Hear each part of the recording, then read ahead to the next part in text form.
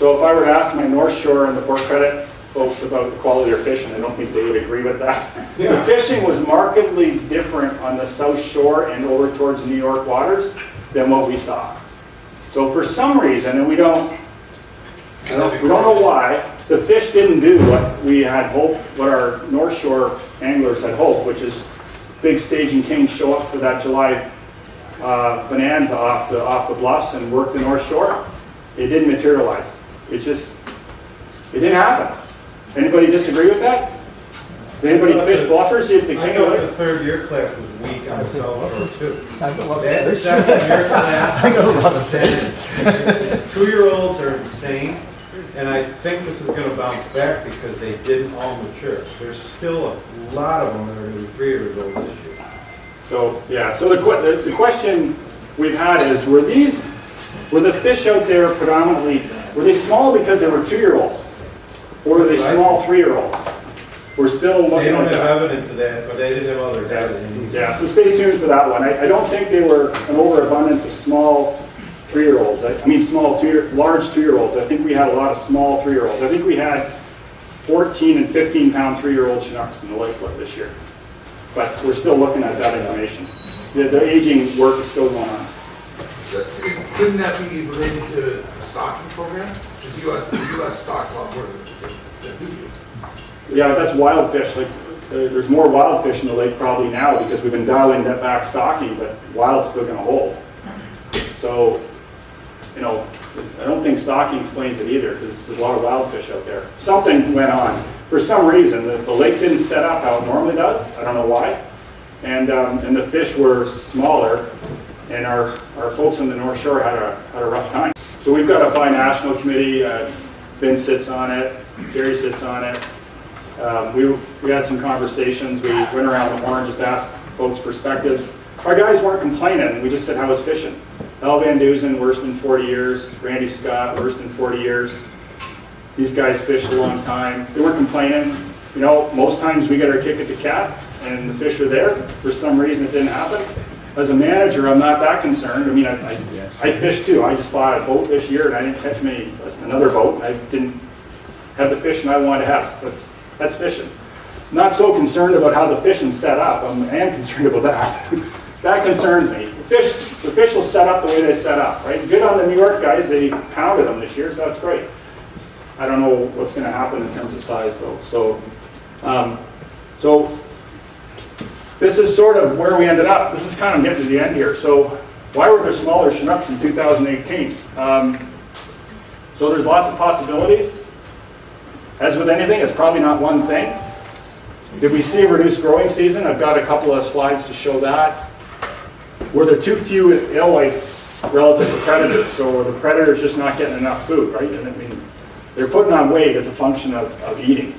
But was there less energy for every meal? So you're either going to not get big because you're not getting enough of them, or the quality of that food is not up to speed, or your diet is young alewife, which have less calories in them. If you're a small Chinook, you've eaten less. That's just the physics of it. You cannot eat the same amount and be a small Chinook. You must have eaten less to be a small fish. So something's going on. It's probably a combination of those things. This is the growing degree days. So think of farmers that want to know how many growing degree days or heat days they have to grow corn.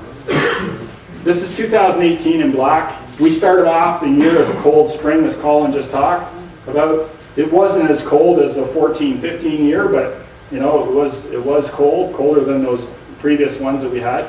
But then it picked up and it tracked okay, but it plateaued off about here, and then they pulled the probe out. This is important. Even though most guys pack it in and stop fishing about here, these fish are still growing. These are 2-year-olds that are left in the lake that are becoming big 3s. And this is very important to make big fish. If you don't have a good growing season in the fall, I mean, how you start in your 3rd year is going to tell you how big you're going to be. You got to be a big 2 coming out of the winter to begin to be a big 3. You can't be a scrawny 2 coming out of a year and then put on all the beef. So we're wondering if there was an effect from previous years that caused this as well. It could have been set the year before or something like that. So it's more complicated. That's why we're concerned, but it's complicated. There's more going on here than just saying, oh, we had this happen, so that happened. The other thing is just looking at the difference between an age 4 and an age 2. So these would be that 2016 year class. Length 5.1 inches, 15 grams. This length is 6.5 inches and 35 grams. You almost need to eat 3 of those to match this. You probably do if you count the energy it takes to run around and get those. And if you're looking in the stomach of a Chinook salmon to see what it's eating, and you're looking at a 5.1 inch or a 6.5 and a digested alewife, it might be difficult to differentiate between the two. So, I mean, you might have just been eating a lot of these. If you ate the same number of those as you ate there, you're not going to get as big. If you ate twice as many of those, you're still going to end up smaller than eating just these guys. So it's about energy dynamics. And if you ate twice as many of those, you fed twice as much. That means the probability of hookup went up 2 times. Why was fishing so good on the New York side? When you're out fishing, you need to encounter maybe 50 Chinook salmon that day to hook into 10. You see a lot of fish follow and do nothing. But if your feeding activity is higher because you're hungry, it might help explain why the fishing was good. It might. It's a theory. Because if you're a Chinook, it was really spread out though. It was Henderson Harbor all the way to, well, where Aldo is, which is west of the river. and this is a lake-wide effect though, Vince. The lake-wide effect is, alewife is, we measured at the lake-wide scale. And, you know, we didn't see big fish showing up anywhere. Like if they were hiding somewhere, it's news to me, because they weren't showing up. I mean, we look at every stomach and we saw a lot of 6+ inch alewives in Chinook. Yeah, and they're out there. Even small Chinook, they eat the big alewives. They didn't seem to have a shortage of them. Wow. Now, if you want to look at little alewives, then you look at steelhead, coho. Yeah. So, I mean, it's just this simple relationship, right? You've got the alewife size, salad or Big Mac, you got to combine it with your growing season, you're going to end up with small or large Chinook. And you know, if you're going to turn these guys into that, you're going to eat a lot of those in a good growing season to get that. That's just the nature of it. Just that, or can it be genetics? It's unlikely it's genetics. Genetics is acting over a longer time We pull scale. our eggs from this lake. So we're continuously pulling eggs from this lake and sperm from this lake. So we're not getting any new strains. The fish in the Pacific, they go to different rivers. They don't all go to the same river. They have to, some percentage of the fish go to a different river and they cross, so there's not always inbreeding, right? Yep. So the fish that only getting fish from Lake Ontario or eggs from Lake Ontario, then there has to be some sort of inbreeding going on. Well, I wouldn't say it's inbreeding. There's probably going to be, we probably have, Colin and I were talking about this. I'm not saying that you're wrong, but it could be part of it. Yeah, but you know, your question is interesting. We were talking about on the way down here. We've had Chinooks for 40 years, Colin? Yeah, but since 1971, roughly. Yeah, and we're probably seeing a Lake Ontario Chinook emerging, a unique strain of Chinook that is adapted to Lake Ontario, especially in the wild side, because those fish are doing what they want to do. That's one reason we're so interested in the Ganaraska fish, because we see some really interesting characteristics in that fishery. They come in early, they stage for a longer period of time. They're off that river mouth 6 to 7 weeks. That's where I fish. They're in that river. Doesn't seem to be a size difference, but it just seems to be a really interesting run as compared to what we're seeing at the credit, which is largely stock. So we're kind of interested in that. We are asking ourselves, is Lake Ontario, and the Great Lakes for that matter, is their own strain of Chinook developing? It's possible. It's absolutely possible. It's not a good or a bad thing. It's like, well, maybe that's the most appropriate thing because they're the ones that figure out how to survive. But on the genetic situation, the fish that we're out there right now are from these fish here. It was only from 2010 to 2013, we had 40-pound fish in the lake. They didn't all of a sudden turn into genetic mutants overnight and all of a sudden create this. These fish are all related. And talking about a 10-year span on genetic modification is like nothing. It's just not long enough. So it could happen, you're right. We would actually expect to see it over time. I don't think a 10-year span is that time. And I don't think it would be hatchery driven. Well, I'm not saying it's the whole reason. The other part of it, that you're talking about now is the other part of it, right? It could be a factor. It could be a factor. It gets also to the point of what Vincent and I were talking about earlier, which is we are seeing trend through time of an increase in H2 spawners and a decrease in H3. And there might be a genetic reason for that and evolutionary, and they're looking at that. If there isn't an advantage for a fish to stay out in the lake an extra year, then why would you? So maybe there's some sort of a natural evolution to that. But that's just part of the puzzle. So it's way more than just stock them, catch them. There's a whole bunch of stuff going on around Chinook salmon. So just getting to the kind of the last slide here. You know, we did predict, we had this discussion in 2016, we did predict that we were going to be in a bit of a hole for alewife. You could see it, it was coming, it wasn't like rocket science. If you don't have enough in the system, you're missing a couple of your classes, that's what's going to happen. But our level of concern has increased a little bit from 2016, just based on what we're seeing out in the lake. We weren't seeing signs of Chinook growth or concerns around Chinook growth in 2016. We were mostly just concerned about those alewife abundance. Now that we're seeing the Chinook indicator starting to slide, we're concerned. We did New York announced Chinook cuts, additional cuts in October. The Zone Council, Jerry and Shane are here tonight. We needed a bit more time to talk about it, partly because for us to cut in line with New York, it meant we had to pull fish out of pens, which is near and dear to the Pen Club's hearts, but also we needed to figure out how to account for that. So we did come up with a fundamental plan that's in line with New York.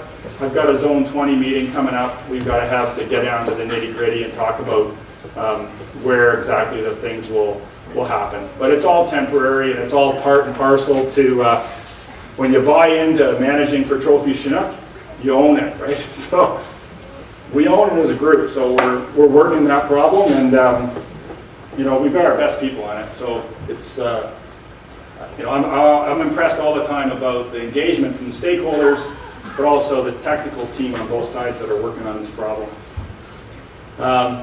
So in 2019, we're going to stock 293,000 Chinook salmon from a base target of 600,000. If you do the math, we should be at 360 if we're going to be lockstep with New York. But because of the Penn program, we had to do some goofy math. So we're relative to 20%. We're at 393. It's going to be roughly an equal split between pens and direct stocking.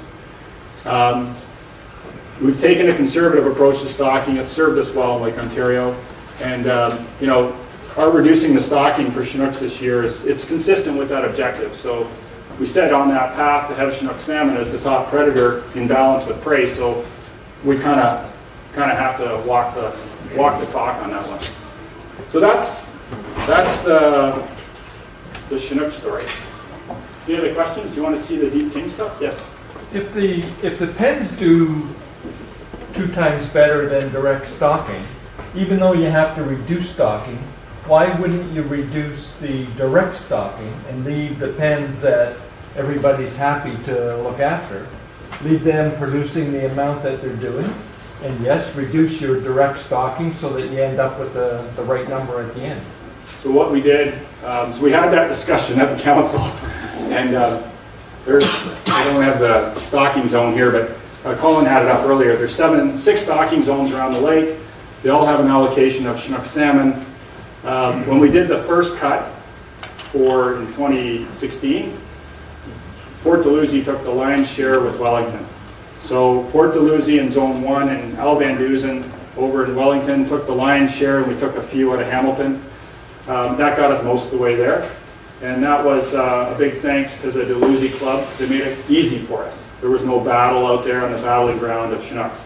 Now we're faced with another reduction, and what it looks like is we could have cut direct stocking. We do have a priority to maintain enough fish going into credit to maintain the Broodstock River and Bronte. Those are basically the only two streams we stock. Everything else is pens. So we couldn't get to our target without skimming some of the pens. So we've only taken, 235 was our pen number.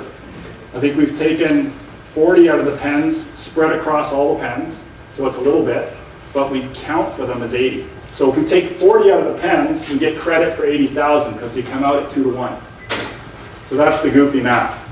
But we also took fish out of the direct stocking as well. And now we've got to sit down at the table with all the representatives around the horn and work out the details. But it's a limited time issue. I don't know, Jerry and Shane, if you want to add anything to that. Just about the direct stock numbers. When you say direct stock, a lot of us might think off the piers, but you're really talking about also headwaters or upstream. So when, taking from direct stock, you want to be particularly careful with that too. Yeah. So we've largely gotten away from the shore stocking with the input from the council. So direct just means directly from the truck into a water body, not going through a pen. Yeah, we changed the stocking. We heard a lot of folks concerned about harbor stocking. So right now, Chinooks are either stocked in the credit or Bronte up high, or in a pen. So there's really no stocking off the break wall right now. And then the pen clubs figure out how to release them relative to other predators. Our allocation compared to our partner stuff, we're relatively small. There's only so many places to take fish from, and we want to leave a critical mass, like Andy said, in one area. So we don't have a lot of places to take fish from. Anyways, that's what we got for you. Good. Thanks.